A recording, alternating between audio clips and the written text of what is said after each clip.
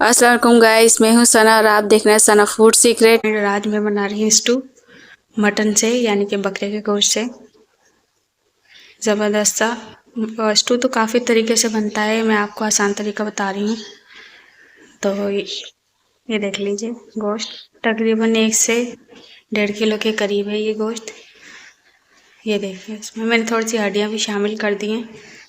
अमूमन ये रुके गोश्त का बनता है। अच्छा, ये देख लीजिए, टमाटर इतने बड़े साइज़ के 4, और ये तकरीबन 5 दरमियाने साइज़ की, इतने बड़े साइज़ की प्याज है। इसको इस तरीके से काट लीजिए।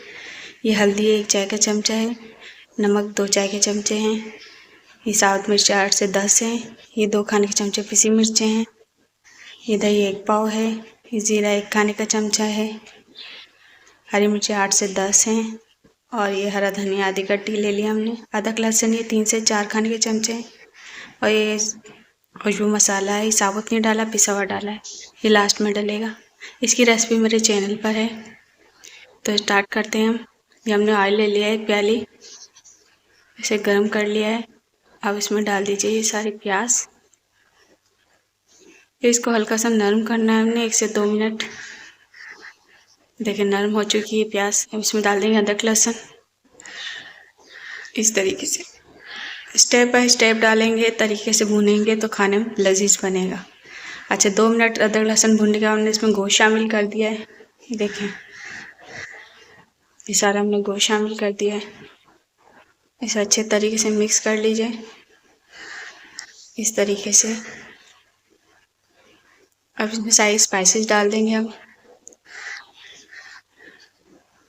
इस तरीके से हमने इसको अच्छे तरीके से मिक्स करना है। ज़ीरे को हमने इस तरीके से हाथ से क्रश करके डालना है, इस तरीके से। अब इसमें हम टमाटर ऐड कर देंगे।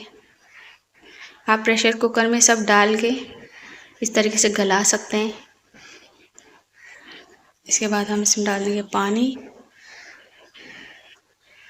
लीजिए, ये हम सब कवर कर देंगे जब तक गोश्त नहीं गल जाता। ये देखिए, गोश्त गल चुका है और हल्का सा पानी रह गया, इसको खुश्क भी करेंगे हम। इससे पहले हम डालेंगे इसमें कुटा हुआ धनिया 2 खाने के चमचे, भून के डालिएगा।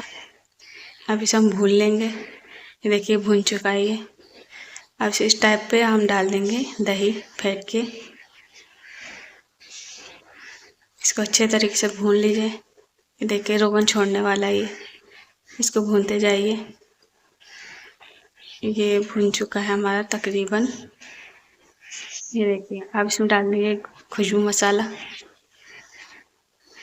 ये इस तरीके से हमने कट करके डालनी हरी मिर्चें और हरा धनिया। हमारे खुशबू मसाले में जायफल जवित्री ऐड है, इसकी रेसिपी हमारे चैनल पे देख लीजिएगा।